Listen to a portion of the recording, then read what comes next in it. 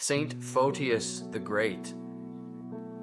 Abolition of small things which have been received through tradition will lead to complete contempt for the dogmas. Wearing a head covering makes no more a good Orthodox Christian than rigidly following the fasting calendar does.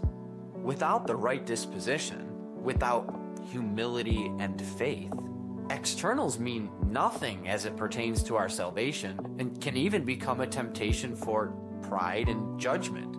Veiling, much like fasting, is a means of grace and an acting out of one's humble sincerity of faith. We fast because we care, because we want to draw nearer to Christ in humble obedience. Dry adherence to the fasting rules while neglecting the spirit of the fast is actually spiritual detriment.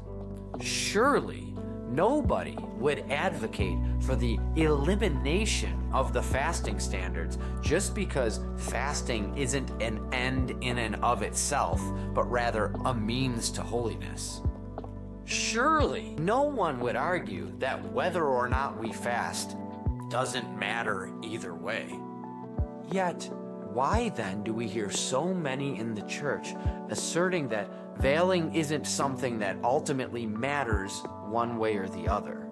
Why then do so many treat veiling versus not veiling as if it's as important a spiritual question as whether a woman chooses to wear a blue dress or a white dress to liturgy? Skirt or dress? Veil, no veil. Either way, it's fine. The lack of self-awareness as to the consequences of this dismissive perspective is staggering and deeply unfortunate.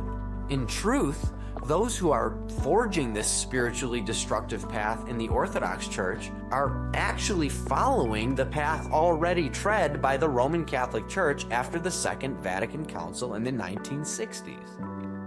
And how has that worked out for them? Exactly as St. Photius predicted it would. Is that really the example that we want to follow?